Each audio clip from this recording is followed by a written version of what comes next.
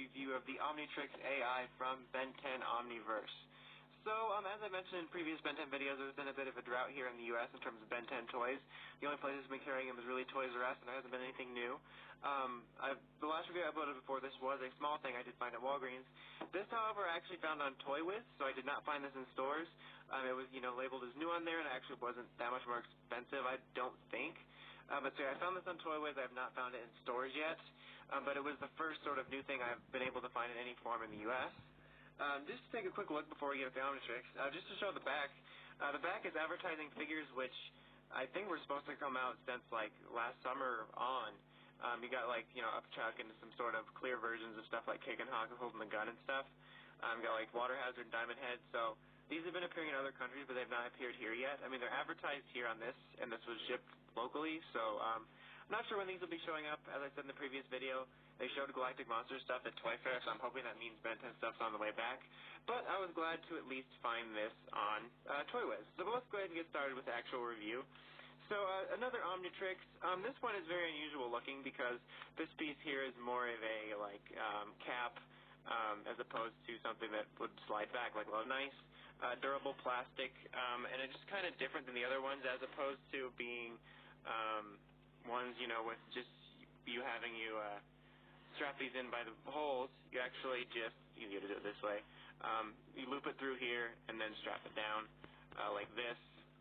So that's how that'll work. It's a little bit different. It's fine. It works just fine. It's nice and durable. It fits me. It probably fits most size wrists, so it's pretty good in that manner. But so yeah, like I showed you, this opens up in sort of a lid formation, just up like that, and you have the Omnitrix piece here, so we can start with the sounds. So we'll turn it on here, and there will be a little light here.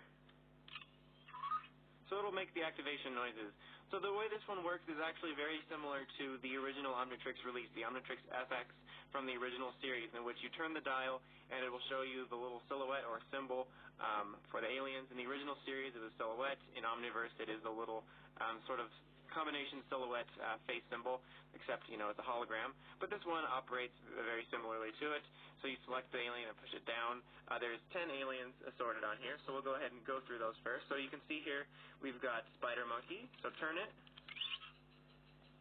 and it'll make those noises. You can see there we got Shock Squatch. Let me just even zoom in a little farther. Humongosaur, Feedback, Forearms, Blocks, Crash Hopper, Water Hazard, Cannon Bolt, Gravitack, and then back to Spider Monkey. So you get 10 aliens, and then once you select your alien, so I'm selected on Spider Monkey, you just press it down. You don't have to hold it. You can just merely press it. And those are the only noises it makes no matter what alien you transform into. So I can switch it over here to Shock Squatch and press it down, and it just makes those noises. Same for Humongosaur, and so forth, which is a bit disappointing. Now the Omnitrix FX, which I told you this is similar to, had the same setup. When you pressed it down, there was no kind of alien noise. Back in the original series, they didn't even shout out the names. They actually don't do that so much anymore, but that wasn't even a thing. So the original Omnitrix FX did just play sound effects from the show, and granted, these are nice, clear-sounding, accurate sound effects, like, this, noise. That was terrible, but that is completely accurate to the way it sounds when Ben trans. I love the sort of way that this operates, and you can see the little faces like on the show when you turn it. And I would love to incorporate the spin profile, the sliding mechanism, this turn mechanism, and then when you press it, it has an individual alien call-out. So all of them have had their strong points, but they're all lacking something. I'd love for them to just all combine the features each other. And honestly, this thing's kind of a disappointment. I was pretty excited to actually get this because, it's been such a drought, and to find sort of a new Omnitrix.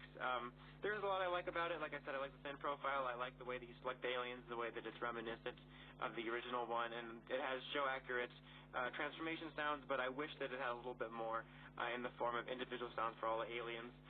So I would say this is a fairly easy pass if you're looking for a lot of alien noises. There's certainly better ones out there. But if you like the way that this works, it's not too bad. And if you like the thinner profile, it's also not too bad. But definitely one of the weaker omnitrixes and more of a disappointment compared to some of the other ones. Like